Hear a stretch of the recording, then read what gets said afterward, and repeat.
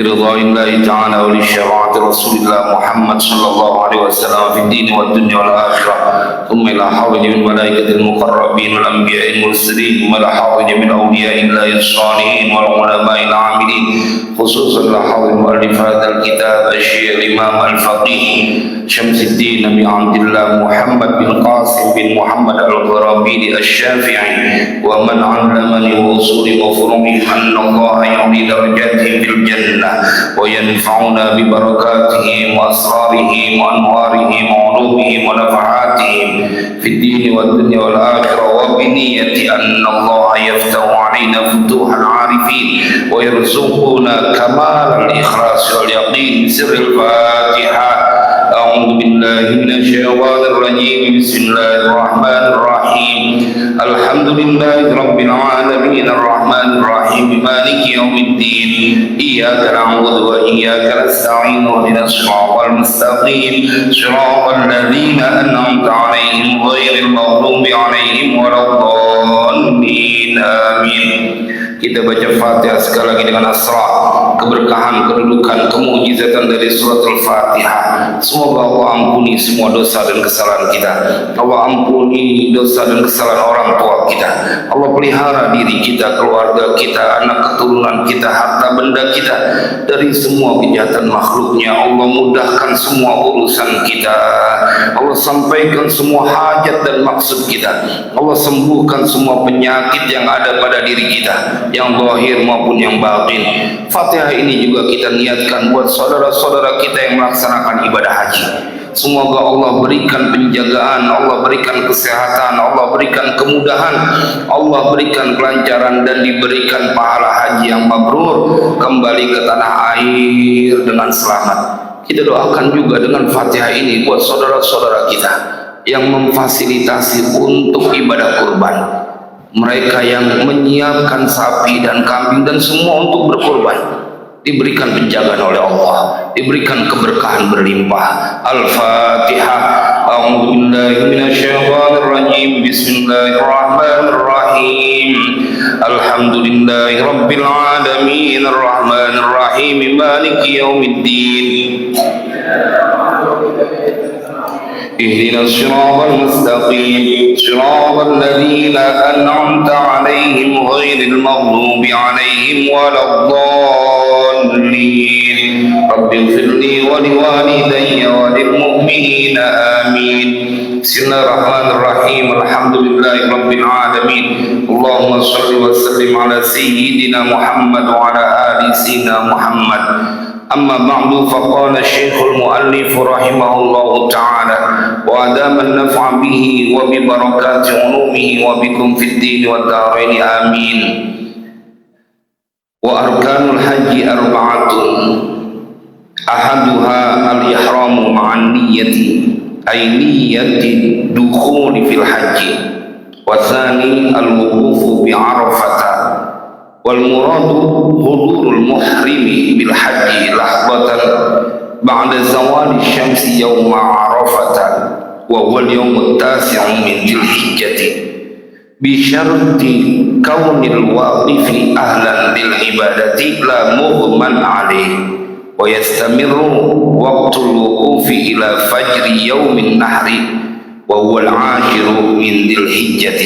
Wallahu a'lam bishawab. Jemaah, kita masuk ke dalam lanjutan pembahasan fikih tentang haji sampai kita kepada rukun-rukun haji, dan mudah-mudahan kita berharap dengan keberkahan kita ngaji bab tentang haji, semoga Allah berikan kita kesempatan untuk wukuf di padang Arafah, dan semua anak keturunan kita bisa haji, bisa menyempurnakan rukun Islam yang kelima.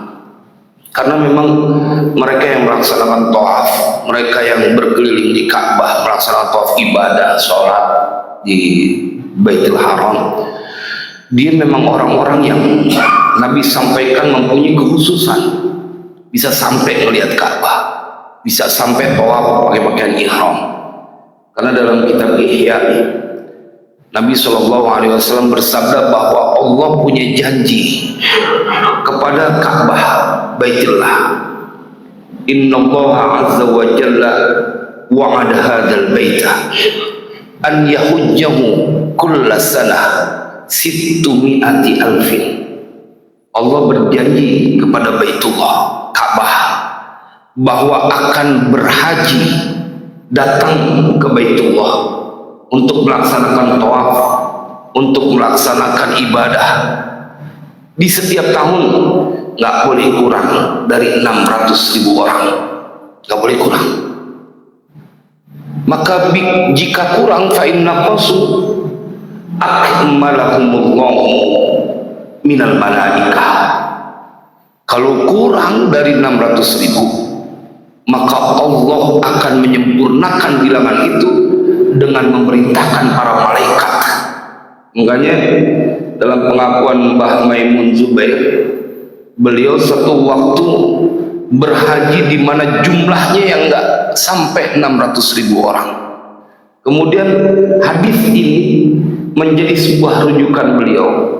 Jadi pada saat itu banyak rijalul ghaib yang dia ikut melaksanakan tawaf. Jadi bagi Allah itu mudah betul. Jadi jangan kita berpikir bahwa bagaimana caranya. Kalau Allah udah punya ketentuan, akalmu tidak pernah sampai untuk mencernanya. Kalau Allah sudah punya keinginan atau ketentuan. Jadi mudah-mudahan dengan kajian ini kita menjadi orang-orang yang, dan semua anak keturunan kita, saya kalau lagi berdoa tuh, semua anak keturunan kita biar semuanya bisa berhaji, biar ngikutin jejak kita. Kalau kita udah haji, nanti anak keturunan kita juga bisa berhaji. Kepengen aja dulu Pak, Ibu, kepengen aja dulu yang kuat, yang kenceng, nanti Allah punya caranya. Kalau kepengen aja kagak mau, ya susah nantinya. Kadang-kadang ngukur dari mana duitnya. Kita emang dari kecil juga nggak bisa apa-apa, tapi sampai tua kebutuhan kita tercukupi. Dari kecil belum bisa apa-apa, apalagi kita sekarang udah bisa rukuk sujud. Baik, kita masuk ke dalam kajian lanjutan rukun-rukun haji. Wa arkanul haji arba'atun, dan bermula rukun-rukun haji itu 4. Ahaduha, bermula satu dari 4 itu, al-ihramu ma'an niyati, ihram beserta dengan niat. Ay niyatid dukhuli fil haji, niat masuk dalam pelaksanaan ibadah haji. Nawaitul hajja wa ahramtu bihi lillahi ta'ala. Jadi pada saat dia sudah pakai ihram, kemudian dia sholat sunat ihram 2 rakaat, karena sunnah di mikot makani, atau juga di mikot zamani, artinya waktunya sudah untuk melaksanakan ibadah haji, maka dia mandi sunnah ihram, kemudian pakai ihram 2 helai, 2 lembar, tidak berjahit atas dan bawah, dan kemudian setelah itu sholat sunat ihram, baru kemudian niat nawaitul hajja wa ahramtu bihi lillahi ta'ala. Ini niat ini Pak, niat ini mahal, niat ini mahal nih. Kalau niat puasa aja gampang, nawaitu shauma ghadin. Di dalam 1 bulan kita bisa 30 malam kita niat nawaitu shauma ghadin. Tapi kalau nawaitul hajja wa ahramtu bihi lillahi ta'ala, itu menunjukkan kita adalah orang-orang yang diistimewakan dalam pelaksanaan rukun Islam yang kelima. Jadi perlu diingat, ketika rukun Islam itu kita sempurnakan dan melaksanakan ibadah haji, itu cukup informasi bahwa engkau adalah orang istimewa di hadapan Allah. Dikasih kesempatan buat menyempurnakan atau melaksanakan rukun Islam yang kelima. Makanya buat mereka yang tidak berhaji, saya bikin, bahkan semalam saya ngaji sama Ustaz Musli, emangnya kagak jadi pelajaran mereka yang berangkat haji ngeluarin duit puluhan juta, ratusan juta, ente kagak punya kepengenan melakukan ketaatan kepada Allah, berkorban dengan harta, jiwa, dan raga. Makanya memang saya menggelorakan betul, karena memang ibadah berkorban ini banyak orang yang pada ketakutan dan menganggap enteng. Emang ini kagak punya, nggak mau punya tabungan nanti ketemu dengan hewan kurban yang engkau persembahkan pada saat di dunia? Itu pertanyaannya Pak. Kepengen apa kagak nanti selamat pada saat sirat? Kalau emang kepengen, nggak ada alasan untuk ente nggak berkurban. Kalau ente punya kemauan untuk itu. Karena sekarang kebutuhan aja yang ibaratnya buat listrik, buat apa, buat pulsa, buat kuota, buat yang lain-lain jalan-jalan, itu pada sanggup. Masa buat urusan akhirat pada kagak sanggup? Bukan nggak sanggup, ente kagak kepengen hidup senang nanti di yaumil qiyamah. Bayangan senangnya cuma di dunia doang. Memang saya harus anjurkan Pak, biar satu rumah minimal satu orang yang berkurban. Kita malu sama saudara-saudara kita yang berhaji loh, ratusan juta loh, belum ada jaminan balik taruhannya nyawa. Masa tidak membangkitkan semangat kita? Belum bisa seperti mereka tahun ini, paling enggak 10%-nya dah, atau 1%-nya. Tapi kita nggak mau ketinggalan. Niatin Pak, masalah rezeki itu ntar Allah yang punya aturan. Tapi kalau niat kagak punya, memang dasarnya nggak mau ibadah. Saya tahu mungkin kita masih punya banyak urusan, tapi apa beratnya kau berniat, ya Allah, kami ingin berkurban ya Allah, dan rezeki semua ada dalam kekuasaan-Mu ya Allah. Apa susahnya kemudian mempunyai sebuah keinginan itu? Perkara nanti pada waktunya kita tidak mempunyai, nggak ketemu rezekinya, tapi itu udah dapat pahala niat Pak, pahala niat. Ini kagak niatnya ntar kupon dari mana ya, masih dia ada banyakan kuponnya. Kupon buat pembagian, janganlah, jangan tangan di bawah mulu, tangan di atas. Dan itu adalah investasi, nggak hilang. Orang banyak banget dulu apa namanya Ustaz Sarif, yang namanya bisnis kayak bola salju apa tuh yang dulu banyak orang pada ketipu. Itu banyak banget tuh, karena pengen dapat ini, dapat mobil, dapat ini, nggak taunya ditipu semuanya kan. Sekarang udah nggak ada. Dulu marah gitu ya, marah ya.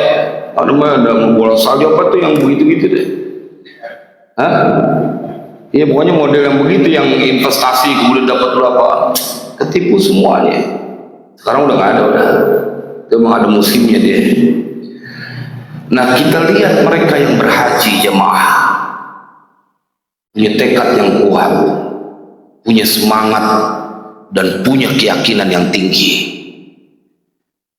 Wa arkanul haji arba'atun ahaduha, satu dari yang 4 al-ihramu ma'an niyati, pakai ihram, ma'an niyati ainiyati dukhuli fil haji. Ini memang gambaran, dia tidak terlalu detail karena detailnya nanti waktu manasikul haji. Tapi paling nggak kita sudah diajak untuk terlibat ini pelaksanaan ibadah haji. Mudah-mudahan kalau sekarang belajarnya, nanti pada waktunya praktek pakai kain ihram pada saat di musim haji. Wasani, dan bermula yang kedua, al-wukufu bi Arafah. Ini dia nih, wukuf di Arafah, puncaknya haji.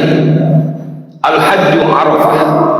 Walidzalika qala an-nabiy sallallahu alaihi wasallam al-hajju Arafah wa la yaqulu al-hajju Muzdalifah, al-hajju Minah. Nabi bersabda bahwa yang disebut haji adalah wukuf di padang Arafah. Artinya ini paling pentingnya nih Arafah. Makanya kalau orang udah sampai di padang Arafah, kemudian dia menjadi hamba yang paling kecil di hadapan Allah, mengakui betul tentang kebesaran Allah, begitu pulang jereget lagi, jadi masalah tuh wukufnya. Al-wukufu bi Arafah, wukuf di padang Arafah. Wal muradu, dan bermula maksudnya, yang dimaksudnya wukuf di padang Arafah, hudurul muhrimi bil haji lahbatan ba'da zawali syamsi yauma Arafatah. Yang disebut dengan wukuf di padang Arafah maksudnya adalah hadirnya al-muhrimi, orang yang pakai ihram.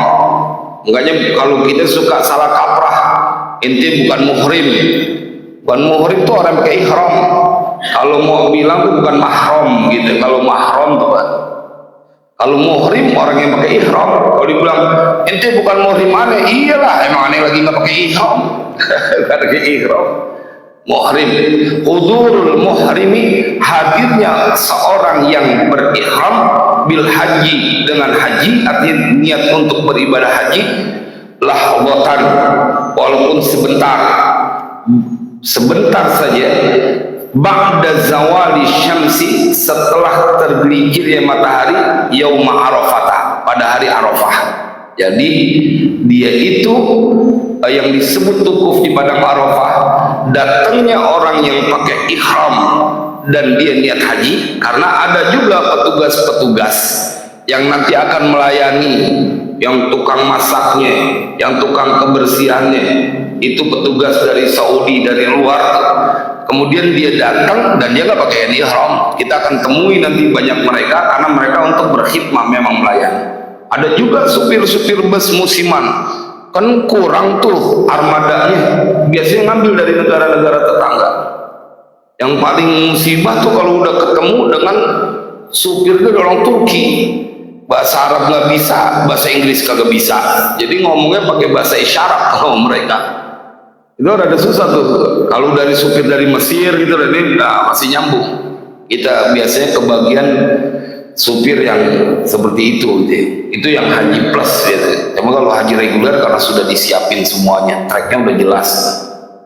Nah mereka tuh sekalian tuh pakai ihram tuh supirnya tuh, karena mereka juga berniat berhaji. Tapi banyak juga pegawai-pegawai maktab yang mereka di Arafah itu lihat dia tidak pakai ihram. Nah maka dia tidak termasuk walaupun badannya ada di Arafah. Walaupun badannya ada di Arafah. Makanya di sini yang disebut wukuf bi Arafata, hudurul muhrimi bil haji, lahdotan sebentar, ba'da zawali syamsi, setelah tergelincirnya matahari, yauma Arafata, pada hari Arafah. Wa huwa, dan bermula hari Arafah, yang disebut hari Arafah, al yaumut tasi'u min dzilhijjah, hari ke-9 dari bulan Dzulhijjah. Jadi 9 Dzulhijjah wukuf. Jadi tanggal 9 Dzulhijjah ada satu tempat di permukaan bumi ini yang begitu istimewa. Di tanggal 9 Dzulhijjah setelah tergelincir matahari, yang disebut dengan padang Arafah. Nah dia ada berbatasan itu. Nah itu tanah halal. Kadang-kadang jamaah haji yang kagak ikut manasik, saya temukan juga banyak mereka yang ngambil batu buat melontar di situ, ngambil batunya dekat kamar mandi itu kan banyak kerikil-kerikil, itu pada banyak nyari itu. Padahal itu tanah halal. Kalau sesuatu dari tanah halal masuk ke tanah haram, hukumnya makruh. Kalau dari sesuatu dari tanah haram keluar ke tanah halal, hukumnya haram. Makanya kita suka nemuin ada orang yang klenger pulang haji gara-gara dia sengaja ngumpetin batu polar buat jumroh, sisanya dibawa buat kenang-kenangan. Itu banyak tuh kita dengar cerita. Kecuali air zam-zam. Air zam-zam kan dari tanah haram, emang sunnahnya dibawa pulang. Sunnahnya di mana air zam-zam. Tapi selebihnya sesuatu yang dari tanah haram dia nggak boleh keluar ke tanah halal. Kalau ke tanah halal hukumnya haram, tapi kalau dari tanah halal masuk ke tanah haram hukumnya makruh. Enggak, ini kalau waktu perluasan Mekah itu kan banyak gunung, termasuk Jabal Umar di sekitar Masjidil Haram itu diratain jadiin hotel. Itu dibuangnya kudu di tanah haram. Batu-batunya itu kudu di tanah haram karena dia berasal dari tanah haram. Jamaah sekalian berbahagia. Nah banyak jamaah yang apalagi dia mandiri, melihat orang pada ngambil batu ikut-ikutan. Makanya kalau haji nanti kalau bisa ikut bimbingan, karena ini ibadah mahal. Kalau ente kurang-kurang dapat bimbingan, ente sayang punya ibadah. Kecuali emang udah paham banget dah.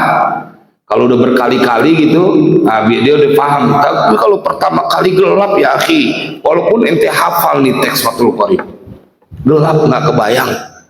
Jadi kudu ada yang ngedampingin.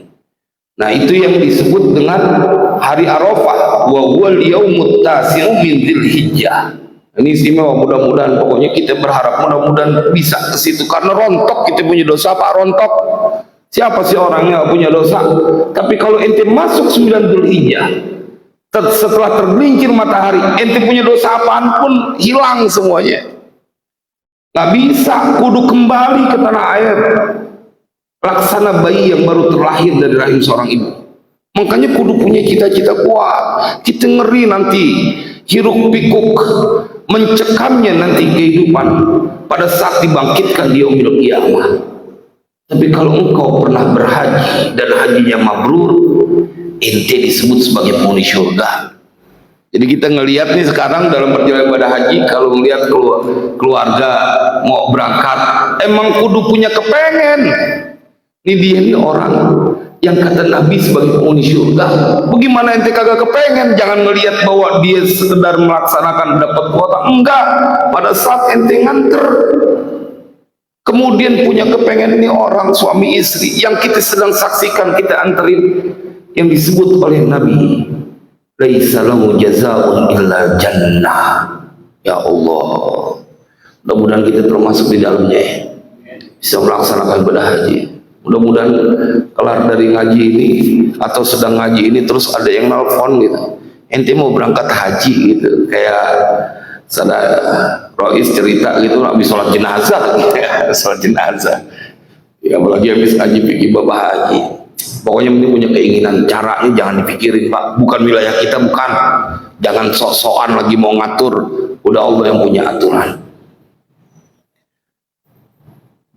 Diundangnya Mak yang maha rahman, bisyarti kaunil waqifi ahlan lil ibadati la mughman alaih. Dikasih lagi nih penjelasannya, bisyarti kaunil waqifi, dengan syarat adanya orang yang wukuf itu ahlan lil ibadati, orang yang niatnya untuk beribadah, orang yang ahli untuk beribadah, artinya dia niatnya membuat berhaji.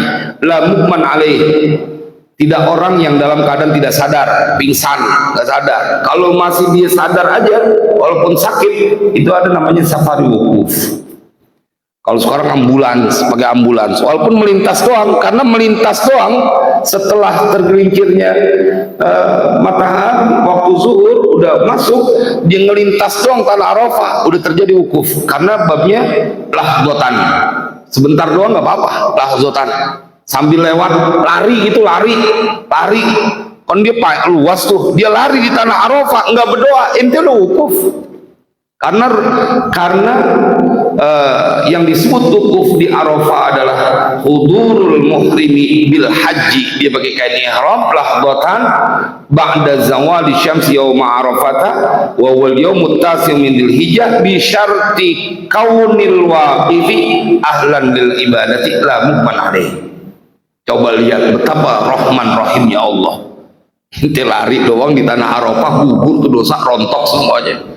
Bagaimana pada saat ente duduk kemudian berdoa sambil nangis? Karena dia telah melaksanakan ibadah haji, dia telah wukuf. Kayak apa Allah ingin menunjukkan perlakuan kepada setiap hambanya dalam setiap tahun ada. Kalau jamaah haji Indonesia itu 250.000 kurang lebih, kuotanya kurang lebih sekitar itulah. Setiap tahun ada warga Republik Indonesia yang dia diistimewakan oleh Allah dalam perjalanan ibadah haji. Nggak bisa ente bantah, nggak bisa, karena mereka sampai ke sana, karena mereka bisa wukuf di padang Arafah. Perkara di perjalanan kemudian udah meninggal, semalam Ustaz Musli itu yang baca, yang menyampaikan muridnya bahwa kalau udah dia keluar dari rumah untuk berhaji, dia mati, faqad waqa'a ajruhu 'ala Allah. Udah terjadi itu pahalanya. Wa may yakhruj min baiti muhajiran ila Allah, masuk ke situ. Coba dia belum sampai ke tanah Arafah, keluar dari rumah mau haji, meninggal. Kan banyak tuh, ada yang meninggal di Pondok Gede, ada yang meninggal di pesawat, ada yang meninggal begitu turun di Jeddah, ada yang meninggal pada saat dia ngejar Arba'in di Madinah. Belum wukuf. Saya punya jamaah bahkan tanggal 7 Dzulhijjah meninggal dunia. Tapi kemudian janji dari Allah, dia udah dapat pahala. Makanya kalau orang yang meninggal pada saat dia pakai ihram, maka dia nanti bangunnya dibangkitkan dalam keadaan bertalbiyah. Mbah Maimun Zubair waktu beliau meninggal, itu yang namanya tanah langit Makkah mendung, Wak. Karena saya waktu itu ada di situ. Mendung, padahal itu lagi musim panas. Mendung deh 2019. Hujan rintik-rintik. Coba lihat bagaimana kemudian orang pada makam tertentu. Wah, wali. Alam ikut berduka. Padahal itu musim panas. Kan kalau di sono Pak ada yang namanya sholat istisqa. Kalau istisqa ada, suka diumumin tuh di Masjidil Haram.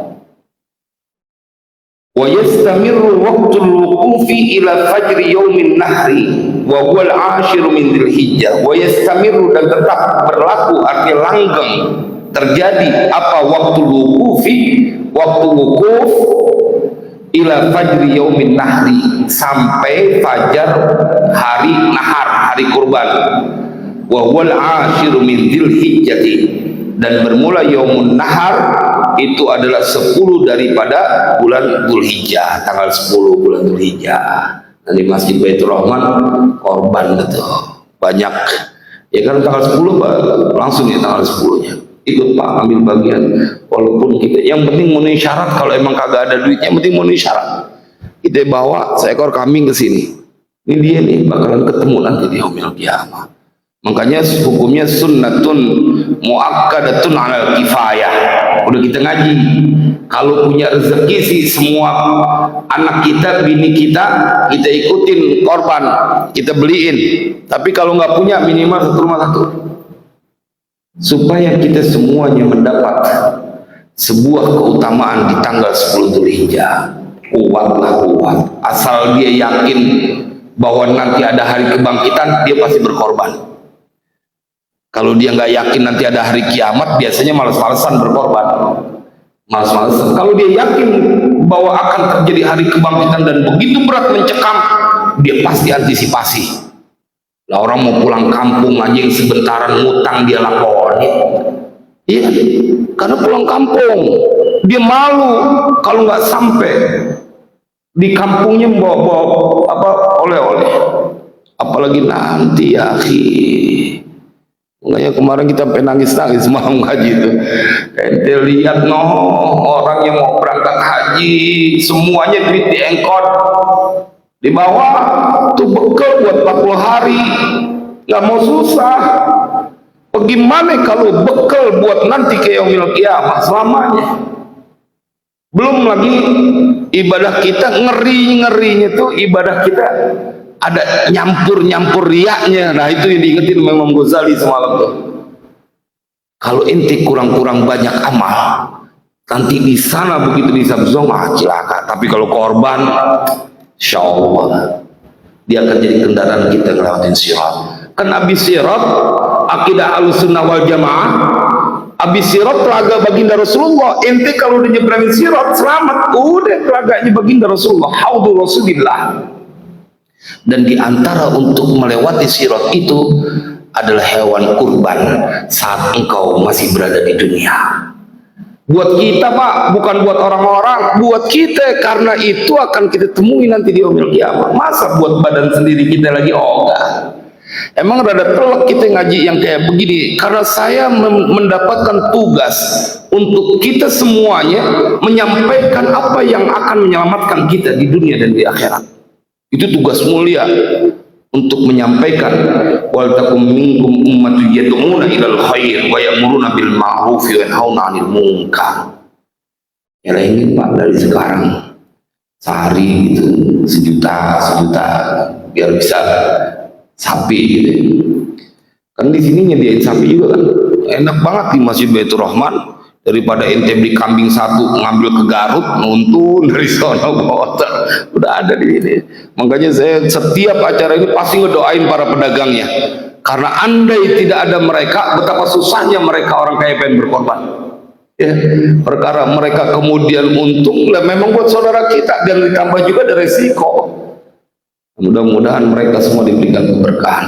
Wasanitu at-tawafu bil baiti. Wasanitu dan bermula yang ketiga dari 4 rukun haji at-tawafu bil baiti, tawaf di Ka'bah ya.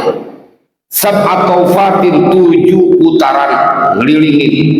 Jahilan fi tawafil baita an yasarihi, hal keadaannya menjadikan siapa orang yang tawaf fi tawafihi, pada tawafnya itu al baita an yasarihi, dia menjadikan itu dalam tawafnya Ka'bah di sebelah kirinya. Jadi sebelah kiri kita.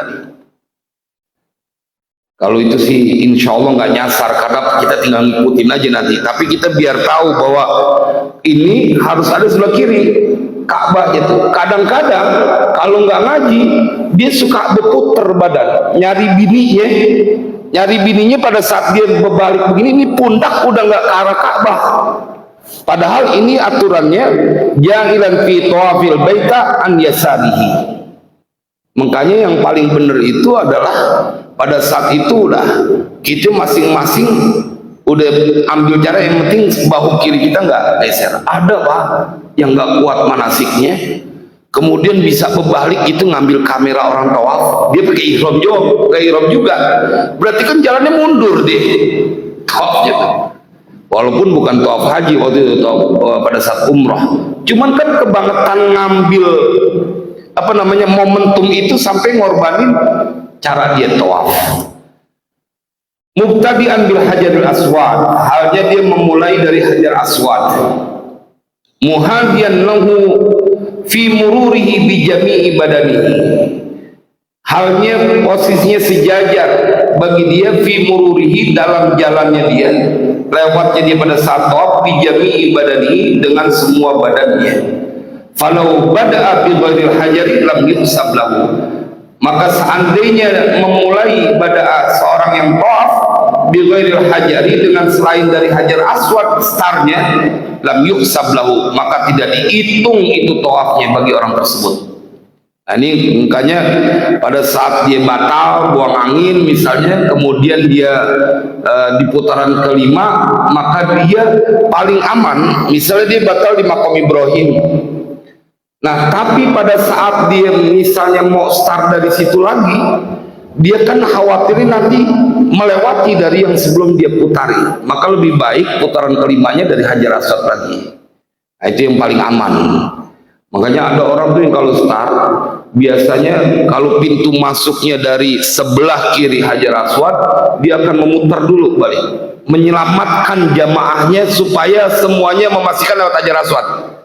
Karena kalau rombongan dia begini, ini barisan depan sama tengah bisa ngelewatin hajar aswad sebelum hajar aswad, tapi yang paling belakang dia akan berpotensi motong jalan, startnya nggak dari hajar aswad. Nah, itu pembimbing dia kudu peka melihat keadaan itu, karena bahaya. Saya dapetin ada orang ini tawaf, dia ini rukun, nggak bisa ente ganti dengan dam, dengan fidyah, nggak bisa. Ada jamaah yang ketika selesai kemudian dia ikut sholat sunnah, ada temennya bilang, Ustaz, itu dia tadi bilang sama saya, maaf buang angin di putaran kelima tawaf, tapi karena dia takut ketinggalan, kita paranin, ibu benar putaran kelima buang angin. Iya Ustaz, kenapa kemudian ini langsung sholat diulangin lagi, wudhu nanti diulangin ke 6 ke 7-nya. Cuman saya mau tanya, sebenarnya ibu kentutnya di putaran keberapa? Sebenarnya sejak di putaran ketiga. Aduh, coba lihat kalau enggak tugas pembimbing. Begitu saya dedes lagi, semakin nggak percaya saya. Yang benar ingat-ingat putaran ketiga. Sebenarnya sih begitu turun ke bawah, saya kesenggol orang udah langsung kentut gitu. Berarti dari putaran pertama.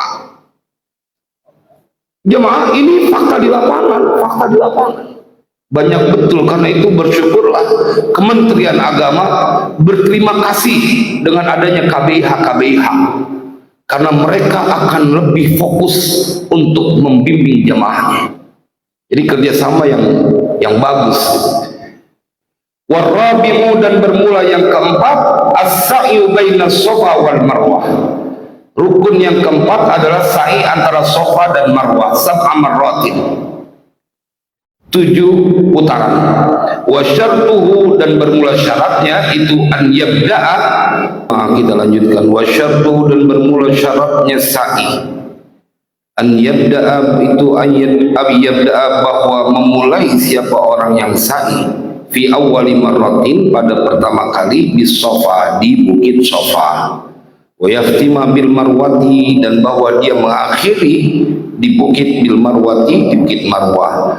Wa yuhsabu zahabu minas Safa ila marwati marratan, dan dihitung apa turunnya dia, perginya dia dari Safa menuju ke Marwah, ilal marwati, itu satu putaran. Wa auduhu minha ilaihi marratan ukhra, dan kembalinya ini orang yang sa'i minha dari dari Marwah ilaihi kepada Safa marratan ukhra, itu hitungan yang lainnya, artinya hitungan kedua. Wa Safa bil qasri, dan Safa dengan pendekan. Jadi as-Safa tarafu Jabali Abi Kubais, itu adalah ujungnya gunung Jabal Abi Kubais, sekarang udah jadi istana raja. Wal marwatu, dan Marwah bi fathil mimi, dengan fathah mim, alamun alal maudhi'il ma'rufi bi Makkah, dia nama bukit yang panjang yang ada di tempat yang sudah dikenal di Mekah, itu kalau Marwah. Jadi kalau bukit Safa dia nyambung dari Jabal Kubais. Kalau Marwah memang dia bukit yang dia rada panjang yang sudah dikenal di Mekah udah ada. Jadi dia nggak nyambung ke Jabal Kubais. Tapi kalau bukit Safa dia nyambung ke Jabal Kubais. Dulu di bawah tahun 2000-an ya, di bawah tahun 2000-an masih bisa naik tuh ke bukit Safa kita. Masih bisa naik di atas batu-batuan. Kalau sekarang masih ada, cuma udah ditutup sama kaca. Kalau dulu batuan, karena dia nyambung tuh, dia ujungnya dari Jabal Kubais. Jabal Kubais tuh di sampingnya. Nah itu tempat Nabi Ibrahim geroin. Kalau bahasa kita, wa adzin fin nasi bil hajiyatu karijala wa ala kulli dhamiri yatina min kulli fajjin amin. Nah, di situ di Jabal Kubais. Ente mah tugasnya manggil aja, nanti Allah yang menyampaikan. Makanya disebutnya memenuhi panggilan Allah. Wa baqiya, dan tersisa min arkanil haji, dari rukun-rukun haji, al halqu awit taksiru, gundul atau memendekkan rambut. Jadi tahallul, membotak kepala kita atau dipendekkan. Kalau perempuan kan dipendekin. In ja'alna kullam minhuma nusukan, jikalau ja'alna menjadikan siapa kita kullan minhuma, tiap-tiap dari keduanya, nusukan sebagai akan ibadah, maka dia menjadi rukun yang kelima. Rukun yang kelima. Makanya kalau kita baca tuh rukun haji ada 6, karena yang keenamnya adalah tertib. Yang kelimanya ini kan nggak boleh dia menyalahi dari urutannya. Jadi apa yang dilakukan oleh banyak wawul masyhur, ini yang masyhur. Jadi tadi kan wa arkanul haji arbaatun, ini udah disepakati semuanya. Tapi tersisa min arkanul haji, yaitu tahallul, cukur botak atau memendekkan. Dan itu jikalau kita menganggapnya sebagai ibadah. Fa'in kulna, jikalau kita berpendapat atau berkata inna kullam minhuma, sesungguhnya tiap-tiap dari keduanya, istibahatu mahdurin, cuman perkara membolehkan sesuatu yang dilarang, tanda sesuatu larangan ihram diperbolehkan, falaisa minal arkani, maka keduanya tidak termasuk rukun. Wa yajibu taqdimul ihrami ala kullil arkani sabiqah, dan wajib mendahulukan ihram atas tiap-tiap rukun as-sabiqah yang terdahulu. Jadi yang sudah dibahas. Jadi rukun haji itu 4, kemudian tambah baqiyah min arkanil haji, tahallul, dan kemudian tertib, jadi 6. Jadi kalau ditanya rukun haji berapa? 6 dengan tertib urutannya. Kalau misalnya kita ngaji ini rincian yang 4 tambah 1 tambah tertib. Wa arkanul umrati salasatun, dan bermula rukun umrah itu 3, kama fi ba'din nusakhi, sebagaimana pada sebagian salinan teksnya. Wa fi ba'diha, dan pada sebagiannya ba'di nusakhi arba'atu asya, ada 4 hal, ada 4 perkara. Al ihramu wa tawafu wa sa'yu wal halqu awit taksiru. Sama deh. Yang bikin bedanya adalah di al halqu. Ihram, tawaf, sa'i. Nah, dia nggak ada wukuf di padang Arafah. Dan menggundulkan kepala dan memendekkan rambut fi ahadil qaulaini, pada satu dari 2 ucapan, wa huwa rajih, dan ini yang paling unggul, yang diunggulkan. Jadi termasuk rukunnya itu adalah ketika tahallul. Kama sabaqa qoriban, sebagaimana telah terdahulu qoriban, yang dekat, maksudnya penjelasan di atasnya. Wa illa, jika tidak, fala yakunu min arkanil umrah, maka tidak adalah halqu awit taksiru itu min arkanil umrati, dari bagian rukun umrah, sama gitu. Jadi pertama adalah ihram dengan niat, wukuf di Arafah, tawaf ifadah, ini padat banget tawaf ifadah, sa'i, dan kemudian dia tahallul, ya, al halqu awit taksiru. Dan keenam adalah tertib. Mudah-mudahan ini menjadi manfaat. Seperti biasa kita tabarukan, kita baca talbiyah, semoga di waktu mustajab ini menjadi sebuah kesempatan kita untuk mendapatkan panggilan dari Allah untuk melaksanakan haji. Labbaik Allahumma labbaik, labbaik labbaik, innal hamda wal ni'mata lak wal mulka la syarika lak, innal hamda wal ni'mata lak wal mulka la syarika lak.